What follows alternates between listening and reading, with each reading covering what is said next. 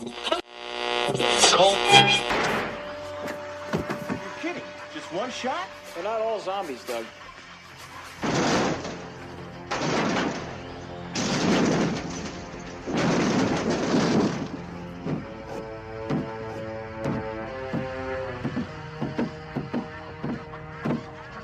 How do you fight this thing? Maybe we could drown it in A1 sauce. Well, sometimes that is better. The person you put up there ain't the person that comes back. It's a dance song to get down with. About 6 feet under. Get there. Ooh, I love this song.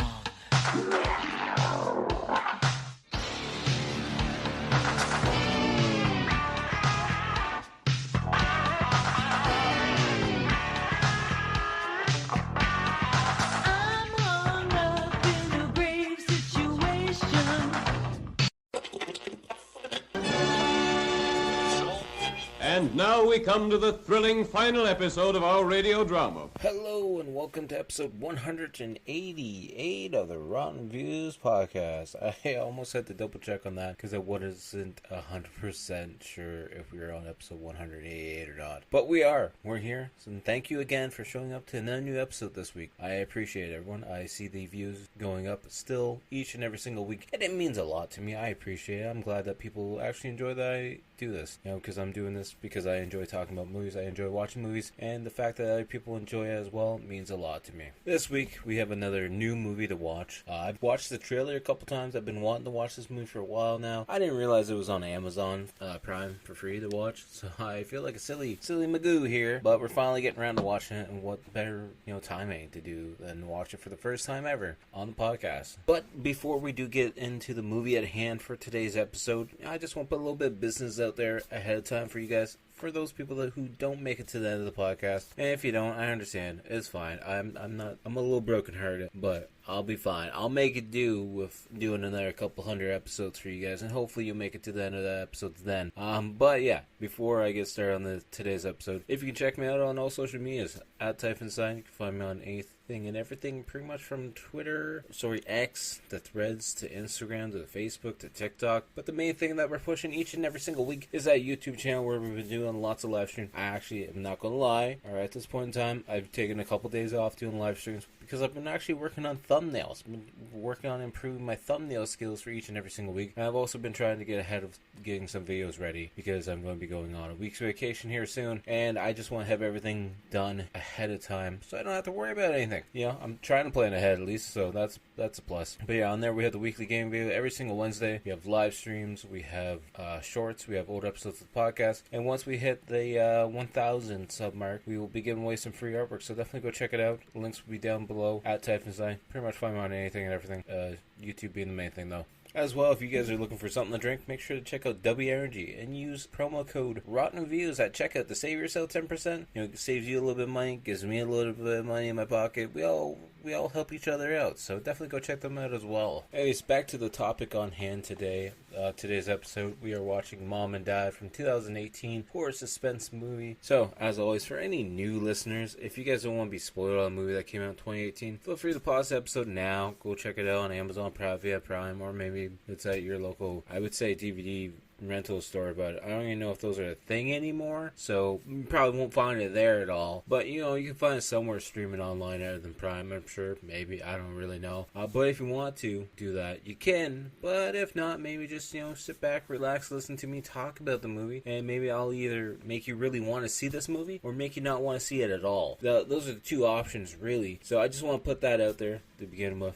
For anyone that's new, just that way I don't hear about giving spoilers, because I'm going to be talking about this movie from start to finish and hitting all the points in between that catch my interest. So yeah, I'm going to be spoiling a lot of things that happen in this movie, so you've been warned, just so you're aware. So for this movie, it has a 5.6 out of 10 on IMDb, 74% on Rotten Tomatoes, and 59% on Metacritic. Apparently 55% of Google users like this film. The description read on Google is: a teenage girl and her little brother try to survive a wild 24 hours during which a mass hysteria of unknown origins causes parents to turn violently on their own children. Just reading the description of this really makes me want to watch The Crazies, either the original or the remake. Either one works, because I'm a big fan of The Crazies, and this sounds a lot like The Crazies, so I'm assuming I'm going to like this movie. This movie is distributed by Momentum Pictures and Vertigo Films. It apparently had a budget of $4 million, was released January 19th, 2018, and apparently had a box office of $286,000, which is a little bit painful.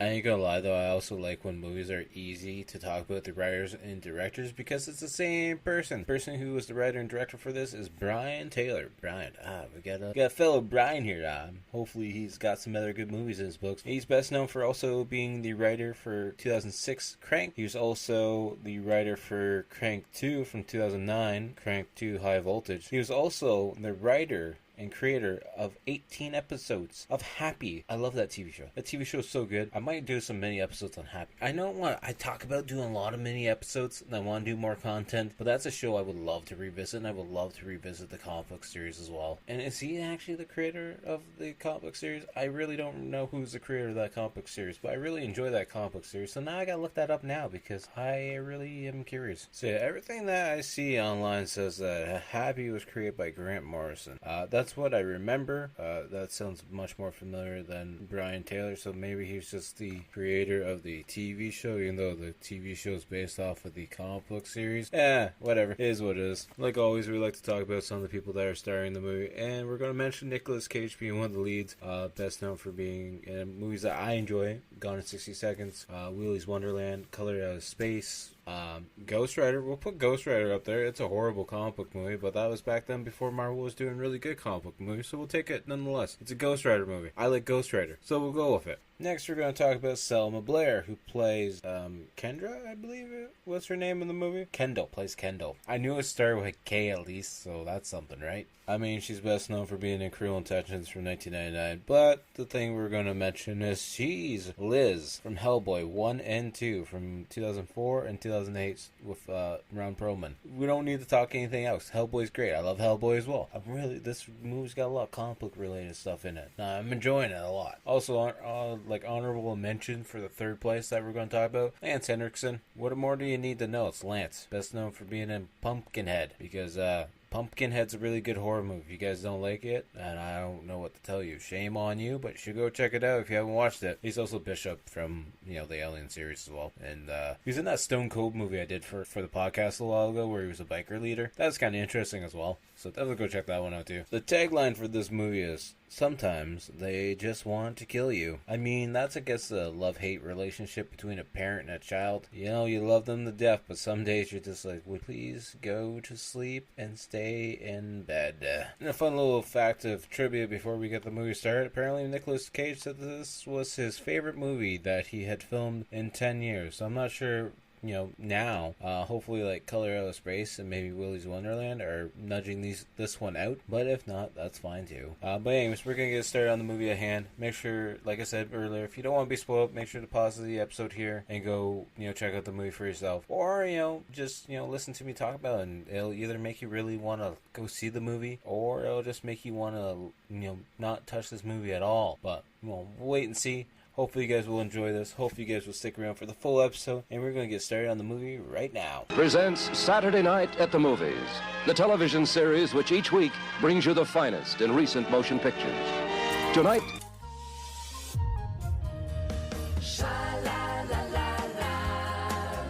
Hey, can I go to a movie with Riley tonight? With Riley? Your grandparents are coming for dinner tonight, remember? Awesome. Grandpa telling his disgusting Vietnam stories. Take my advice, don't ever have kids. Everything just revolves around you, doesn't it? Yeah, whatever.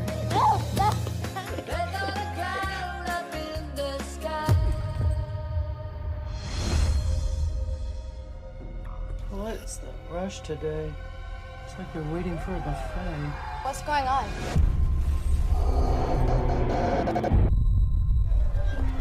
Is that McKenna's mom?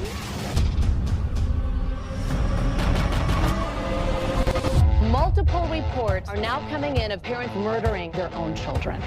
Listen to me. We have to get out of the house before Mom and Dad come home. Dad?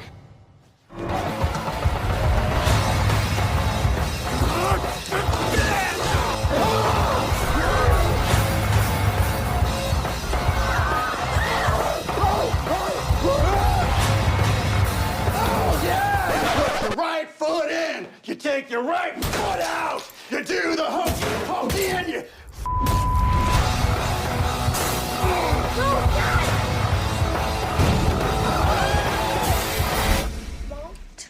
Yes, it's Mommy. Mommy's here. Are you two all right? We're not coming out, okay? You have to leave. You're going to open this door!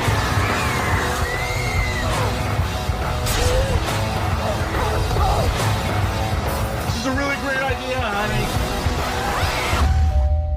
I forgot your parents. That was tonight.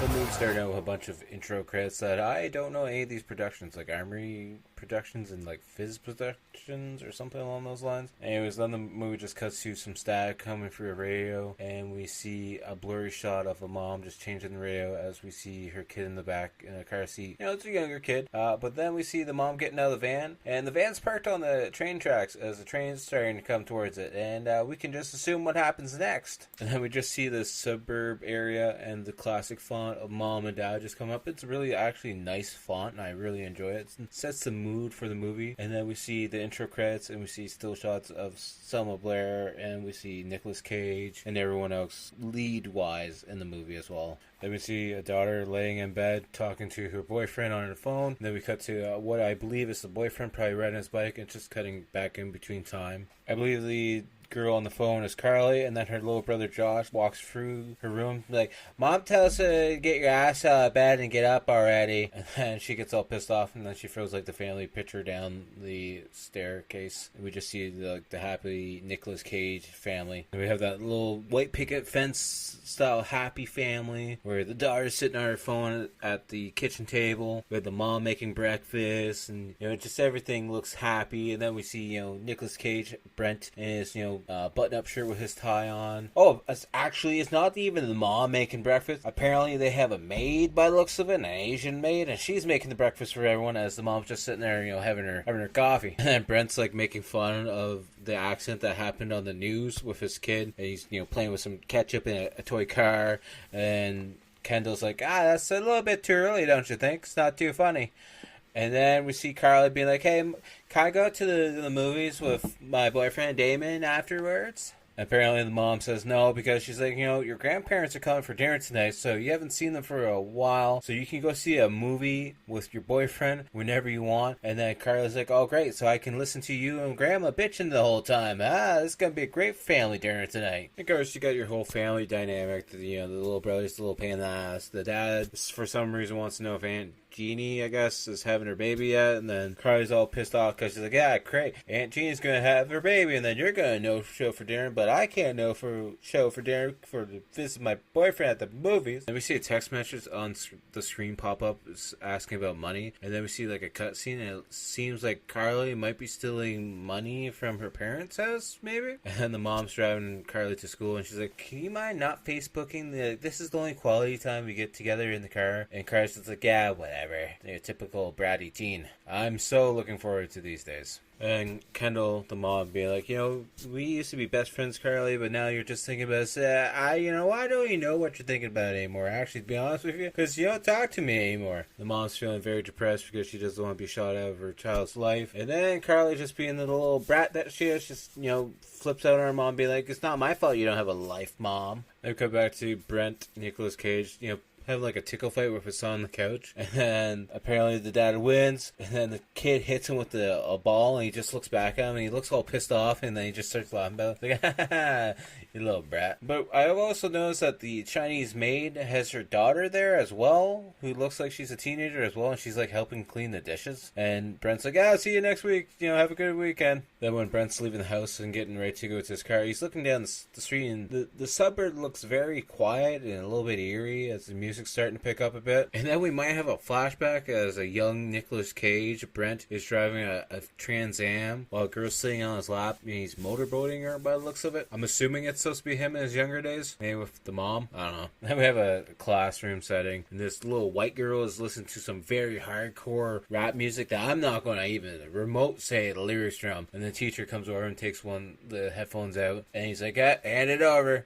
She's like, "All right, whatever." Gives him his phone, and he puts the headphones in, and he gets a little bit of a shock. He's like, you kids need church. You definitely need church. Then for some reason back at the house, we see Josh is still just, running around the house playing with his airplane or some sort of toy, and the maid is just, hammering some meat on the cutting board, and she's just kind of like staring off as she's doing it. Like she's gonna go crazy soon, probably. Then we see Josh outside playing, and some crows are like pecking at something, and the next thing you know, we see him in the garage where we see that Trans Am again, and he's got a box, like a shoe box, and he's got something inside of it that's making some sounds. So then he goes inside to get some Fruit Loops to go feed to the little thing that's in the box, which is now sitting inside the back of the Trans Am, which is not going to be good if it wrecks the upholstery, but we're gonna leave it at that. Then we assume that we cut to the next day where he goes to check in the back seat of the car, and whatever inside the box is probably dead because we hear flies just flying around, and then we hear the garage door opening up, and Brent's got some golf clubs. He's, Josh, what's going on? And then he looks inside the car, and then he starts yelling. He's like, why does it smell like something died in my Firebird? Then we see Kendall and one of her friends are sitting down at a table at like a food court, and they're like, we're down, we're just old, we can't do this yoga stuff anymore, we're not hot and we're not a skinny bitch anymore, we just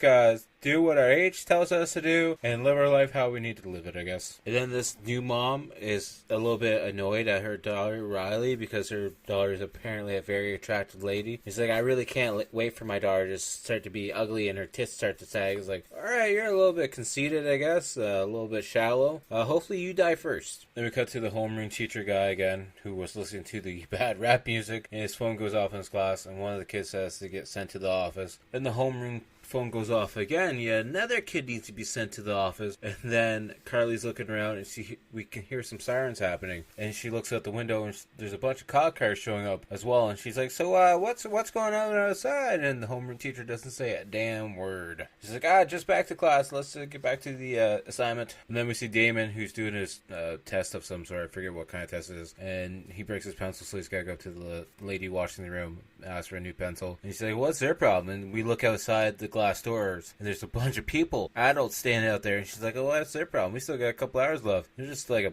bunch of carnivores waiting for a buffet. Because it's a bunch of kids taking tests, so, we can tell the atmosphere of the movie slowly starting to build. Then we find out that Carly and Riley are friends, and Riley's the girl that was listening to the really bad music in class. Anyways, they're in the washroom together, and of course there's some drugs related. Riley's like, yeah, we're gonna get fucked up. And then the fire alarm, or school alarm, starts going off, and then everyone needs to get evacuated out of school. That's when we see one of the parents, rushing one of the kids by the looks of it. And then we see everyone just up at the fence as the school buses are already there, and there's parents already there ready to get their kids, and it's getting very chaotic at this moment. Then we see Damon handing in his paper. The lady's like, so you're done? There's still 20 minutes left. This score is pretty important to your schooling. He's like, I've done a lot of practice, says it's fine. And then he's leaving, and all those adults are just standing at the glass door. By the time he goes to unlock his bike from the bike rack, all those adults are gone.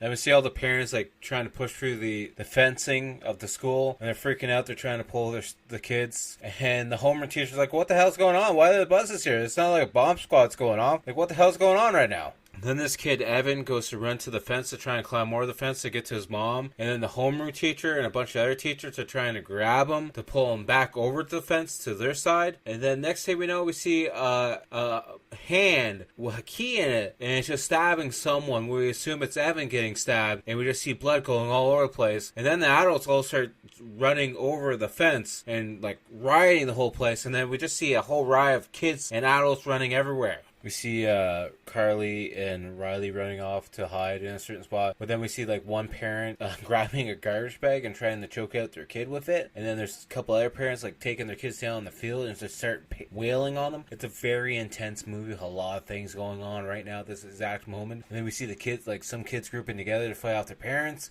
And there's a security guard or an officer that's really pounding the face in of a mom because she's gone psycho. Or maybe he's gone psycho. I don't know which one's gone psycho at this point in time, actually, to be honest with you. And we see Damon showing up at his home. He's waving to his neighbor, Miss Beasley. He's like, where's Amanda? And she's just sitting there kind of looking all weird and confused and dazed off. She's like, he's inside. And he's just like, oh, okay. So then he goes inside and finds his dad is an alcoholic, clearly, because there's booze and beer cans all over the place. And he's cleaned up the mess after his dad, who's apparently passed out on the couch by the looks of it. So then Damon goes to take the garbage out to the trash can. When he's out at the trash can, we hear some very weird screeching sounds, and he hears it as well, and he's looking around. And it kind of sounds like a dinosaur or a demon of some sort, but we're not sure what it is. By the time he gets back inside, the TV's all staticky, and his dad is no longer asleep on the couch. And then out of nowhere, his dad just comes out of like another room and just like backhands him. He's like, "What the hell is going on, Dad?" That's when he's like, "Please don't do this again, Dad. You know, it's your son, Damon. Please don't do it." And then the dad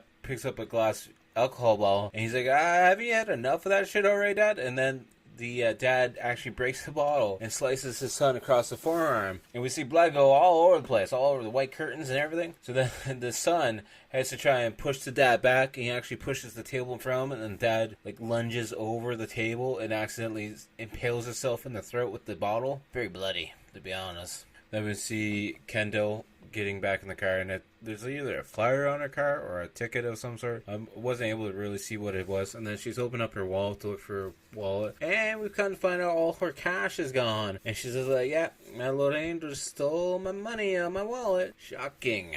And for some reason, Kendall has a Cards vs. Humanity card inside of her purse. And the next thing we know, we see her having a flashback with some other guy who apparently doesn't have any kids. And he's really holding her hand and holding on to her. And I'm assuming there might be a little bit of tension there, a little bit. And then we see Riley and Carly driving away from the school. And a car goes speeding by them like a cop car with the sirens on. And Carly's all freaking out about it. Riley's like, don't worry about it. World War Z just broken out. I don't think people are going to complain that we left school a little bit early. We are now in Riley's home, and we can tell that she comes from a very, very rich family because this house looks goddamn amazing. So then while Riley is getting stoned because she found a joint somewhere, Carly is watching the news to see what's going on. She's like, can you come take a look at what's going on here? Because this is kind of fucked up, to be honest with you. Anyways, Carly's trying to get Riley's attention because what's going on in the news story on the TV. And Riley decides to walk upstairs, and then she finds her mom, like, the room's destroyed, and her mom's makeup's all messed up because she's been crying a lot. And Riley's like, "So, Mom, you okay?" And then on TV, we have Dr. Oz talking about how mother pigs will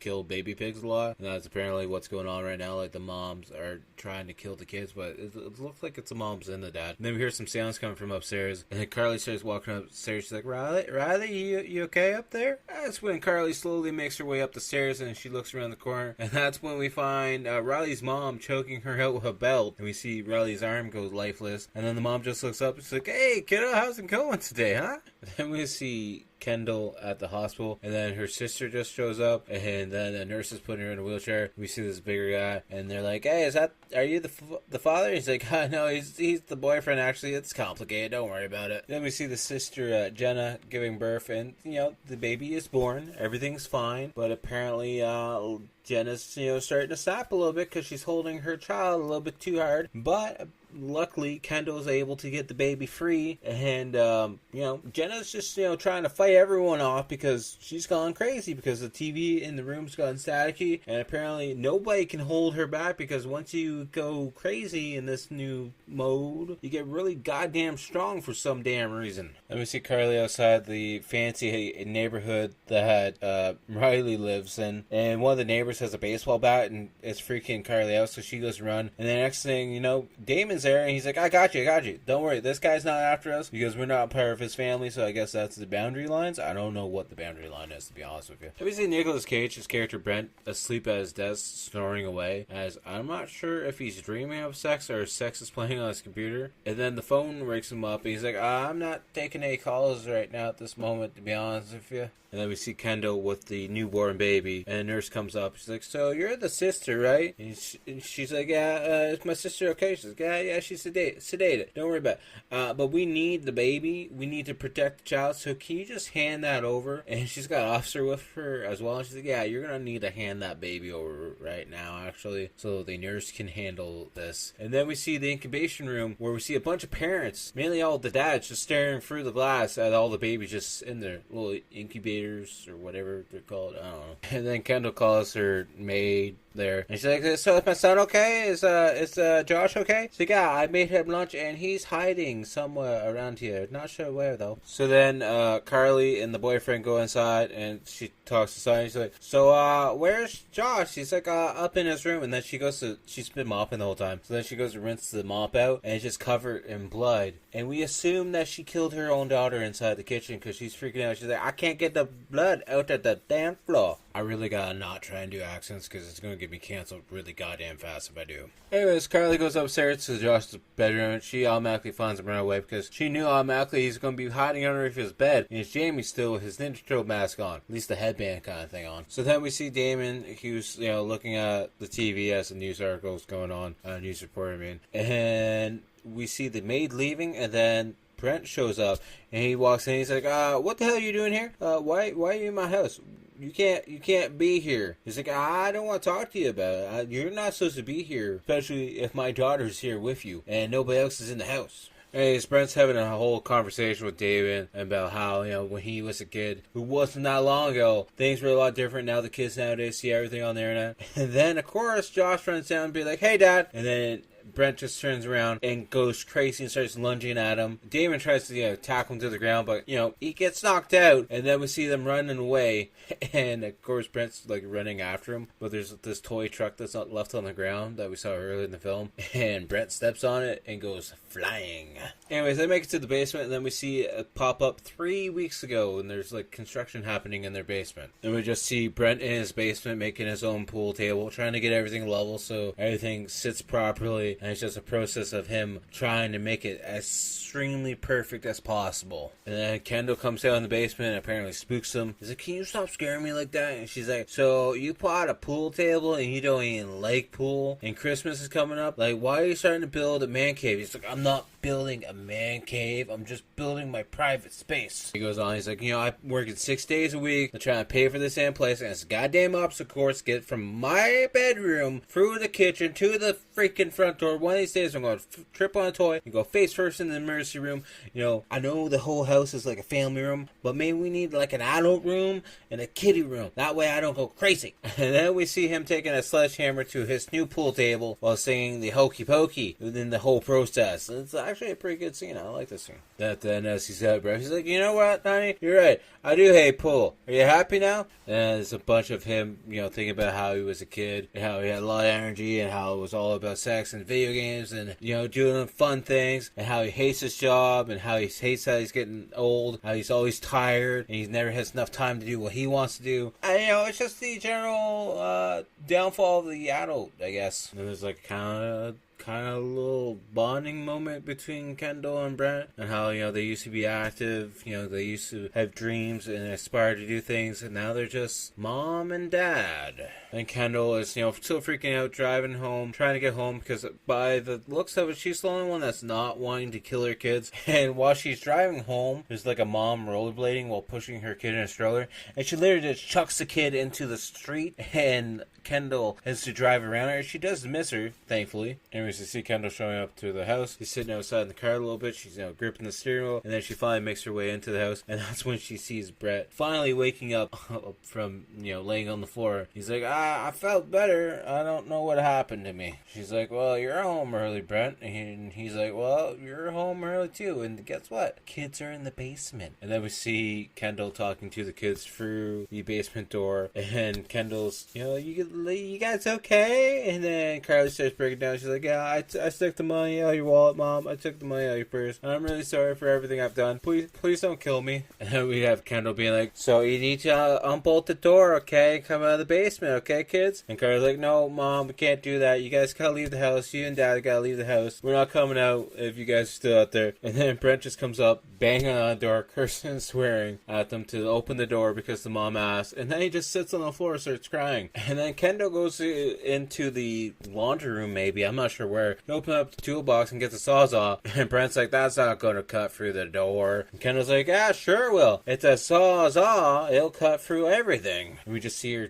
chipping away at the door. And then Brent's like, screw this, I gotta get things done. I'll get things done. And then he walks away into another room and finds something else. And then we cut back to Kendall. And she's, cutting a square in the door. But anyways, then Brent goes to open up his little gun box, and inside the gun is gone. The next thing we hear couple gunshots, and then in the basement, we see little Josh holding the gun as some smoke's coming out of it. And then we see Kendall holding her arm. It's like, do you have an excuse for this? You went all in on the midlife crisis, didn't you? You got a goddamn handgun? I just got shot by our goddamn kid. And she gives him a whole lecture on, like, how 1 in 5, accidents that happen at home between the kid and the parent are, like, gun-related. And he's like, it was in a locked case. I thought it was going to be fine. And she's like, well, what's the combination? Well, it was Josh's birthday, okay? And then we see Josh in his underwear opening up the case, playing around with the gun because he's all excited because he found a handgun. And then we see Brent going for the medical equipment. He'd be like, maybe we should try and get the bullet out of your arm first. And she's like, are you fucking kidding me? You're not a medical technician. Just leave the bullet in.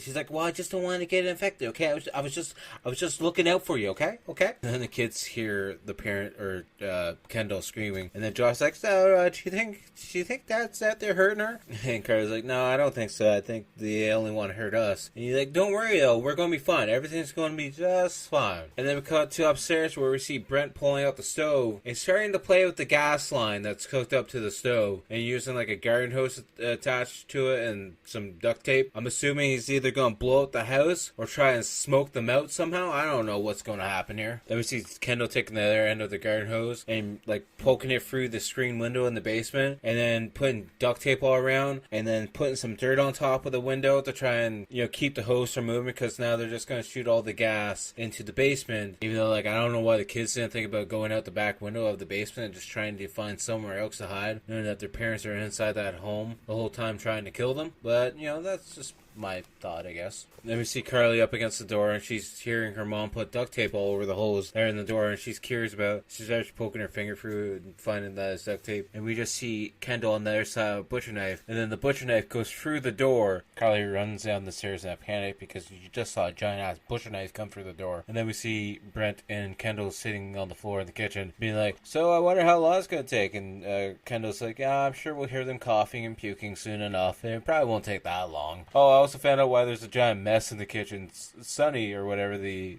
maid was, killed a kid inside the kitchen. She's out in the dumpster back outside. And we see Carly trying to keep Josh awake because he's starting to fall asleep due to the fumes of the gas. She's like, you know what, I don't know what's going on here, Josh, but you need to stay awake. I'm not going to let anything happen to you, but we gotta try and get out of here. That's the only way we're gonna save ourselves from Mom and Dad. I'm not sure what they're doing or why this is all happening, but we need to get out of here. Then we see Carly at the top of the stairs with Josh, and she's playing with a whole box of matches. I'm not sure what her game plan is at this point in time, because I'm assuming that's going to make things go kaboom. So Carla's actually setting up some kind of trap and using some duct tape that she has on her own and a bunch of matches and not lighting them, actually setting them up so that they're at the bottom of the door. So when Brent or Kendall break through that front door of the basement, it's actually going to light the matches, and then the whole thing's going to probably blow up, I assume. We see Kendall and Josh starting to go through like this vent system that's on the house to try and escape out, and that's when we then see Brent using the sawzall to start cutting down the door as Kendall's in the kitchen looking at like a meat hammer, tenderizer, and a giant butcher knife. This vent system that Carly and Josh are going through, it's kind of like a crawl space. I'm not really too sure what kind of crawl space it is though, but it looks like it's almost like an attic crawl space almost, which I was right, because they somehow went from the basement into the attic, because they then open the attic door and they're looking down, and then we see Brent has cut up enough space to undo the lock in the basement door, and then he opens the door and we just see the matches go off, and we see a giant ball of fire just hitting him in the face and knocking him backward. And then we see Kendall waking up off of the floor with a bunch of little drywall debris all over the place and some insulation and whatnot, and she's like, yeah, this is not a good day for me at all. So then we hear Carly jumping out of the attic, and of course Kendall hears her, so she walks to like the front living room area, and she's looking up at the railing. That's when they make eye contact with each other, and then Carly has to go run into another room to try and barricade herself as her mom's running after her to try and kill her. Then we have a flashback scene where Carly's all sad because she gets caught by her mom while she's trying on her mom's makeup in front of the mirror, and Kendall's like, no, it's okay, honey, it's understandable, you're a little kid, you want to try mommy's makeup, it's fine. And then she actually helps her put the makeup on her. Then during that heartfelt little flashback scene, we then see Kendall breaking through the door and literally attacking Carly. She misses her and hits that big mirror that the flashback was part of, and then Carly starts biting Kendall's arm arm. And then they start running to another room, and that's when Damon's finally awake again, and now he's trying to help Carly as well. Then they're both able to get Kendall into like this locked in like walk-in closet area, and they're both screaming. It's like, holy shit, why is she so goddamn strong? And by the sounds of it, it's like the first time maybe that Damon's meeting Carly's parents, because Carly starts laughing. She's like, it's usually not this bad, to be honest with you. And then they both start laughing at each other because they're having a cute little moment, because now Kendall's finally stopped, you know, fighting in the closet. And then out of nowhere, Josh's like, so where's mom? And then out of nowhere, Kendall's arm just comes through the closet door with a wire hanger, trying to scratch whoever she can. And Josh is just screaming for his mom to stop before she actually hurts somebody. But that's when then we see the hanger actually go through Damien's cheek and out his mouth. And that looks really, really painful. Damien's able to get the hanger out of his mouth, but then out of nowhere, I almost said the mom, Kendall comes out with the little like meat tenderizer hammer, hits him in the side of the face. He falls over the balcony, hits the railing of the stairs, and then falls face first on the floor. And then next thing we know, we see Brent getting up with the sawzall, and he's like, sawzall, sawzall. And he's burnt kind of looking. He's also got Fruit Loops like stuck on the side of his face, and he looks like he's had a really rough night. And then we see Carly and Josh like stuck in the kitchen, and they're trying to like talk to the parents, and Carly's like, I'm really sorry, I love you guys, I don't want anything to happen to us. And Kendall's just like, yeah, I heard it all over. And then there's like a bunch of flashback scenes of everything happening. And then the doorbell rings. And then Kendall's like, shit, I forgot. Your parents are coming. And Brent's like, that's tonight, huh? Damn. So then Brent goes to open the door, and he's like, Mom, Dad, listen, gotta talk to you a minute. And then the mom starts pepper spraying him in the face. And then his dad starts kicking his ass, because apparently parents of all ages like to beat up their kids. And apparently I forgot all about this. Brent's dad, Nicolas Cage's dad, is Lance Henriksen. I forgot he was in this movie. And then Brent's like, Dad, you killed me. He's like, I missed your gut. Stop being a crybaby. And then Josh yells, Grandpa, please don't hurt my dad anymore. I just want everyone to get along, please. So now we see Josh running around the house as Brent is chasing after him, kind of making like screeching dog sounds of some sort. And then we see Kendall, who looks like she's finally coming back to reality and realizing what's going on and how everything's wrong. And she's trying to calm down Brent's mom. And Josh runs and hides into the Firebird of all places. And that's when then Brent grabs a pickaxe, and he's like looking up at him for the tea roof. He's like, please, Dad, don't do it. Please don't.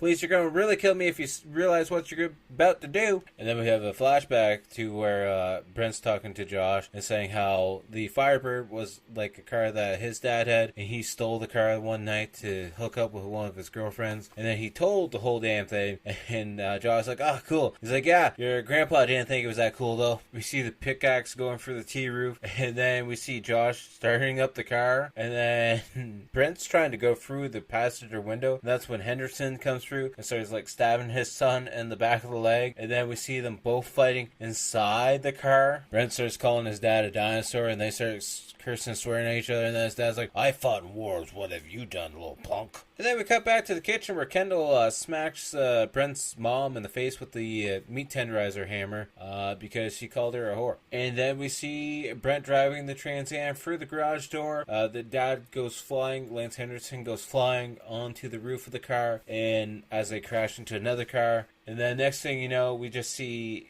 Kendall holding the meat tenderizer hammer outside. And then where Damon just comes through and I think smacks her with a hammer in the face or a shovel. And then we see Brent and Kendall waking up in the basement tied up together around a post as, you know, the three kids are just standing there, you know, watching, wondering what the hell's going to happen next. And we see Brent and Kendall both trying to plead with the kids to let them free, to let them loose from the post. And nothing's really working. So then Brent starts freaking out, being like, come on, let me have it, let me go. And then he starts, you know, trying to break free, but nothing's working. Then we have Kendall, you know, just saying, you know, how much she loves them and how she wants to care for them. And then Brent starts to talk, and then it just cuts out, and we see the telephone of mom and dad, and the outro credits start to play, and that's the end of the movie. I gotta say, I really enjoy the concept of this movie. It's a lot like The Crazies. Just it's more, the only thing that's changed from The Crazies is it's parents killing their kids, and it doesn't matter how old the parents are either. So if it's a grandparents, they'll be killing their kids, and they'll maybe go after their grandkids. I don't really think it goes that far. I think it's just parents killing their child for whatever reason. It's a unique concept. It has some interesting effects in it, and I do like the cast. I'm not gonna lie. I wish Lance Henriksen was in it a little bit longer. Like I said, I totally forgot he was even in the damn movies, so that was good. And then yeah, it's just a fun movie. Nothing super amazing, but on the Rotten scale, I'm going to give it 6.5 out of 10. Definitely highly recommend you check it out. It's on Amazon Prime, so definitely go, if you guys have a Prime account, go check it out on there. You don't need the Shudder add-on at all, so definitely recommend at least watching it once. And I personally like Nicolas Cage movies. I don't expect anything amazing from Nicolas Cage at all, but I do enjoy a good Nicolas Cage movie. So now we got to pick what we're going to be watching next week. For next week, we're going back to Tubi, because I want to start watching some more movies on Tubi again, because I enjoyed the app a lot. For this one, we're going to watch a horror comedy. It's from 1988 for an hour and 20 minutes. We are watching Sleepaway Camp 2, Unhappy Campers. I haven't seen this one in a while, so I'm looking forward to watching this one again. Hopefully you guys will check it out as well. Like I said, Tubi's free app that you can download on pretty much anything and everything. Go check it out there before next week's episode, and I will talk to you guys all later. But before that, make sure to check out the outro band, Toronto-based horror band Blood Opera. All their links will be down below as well, but they're pretty much on anything and everything: Instagram, Facebook, Spotify, SoundCloud, YouTube. Spotify being the main thing that you can probably check out all their music on. And they have a new album out, so definitely go show them some love and some support, and I highly appreciate if you guys check out all my social media links down below as well, at Typhonstein, pretty much on anything and everything: X, Instagram, Facebook, TikTok, Threads, and the main thing, like I said earlier, being the YouTube channel. We've got the weekly game video coming out every Wednesday. We have old episodes of the podcast, live streams, as well as various shorts going up there as well. Until next time, I'll talk to you guys all later. Peace.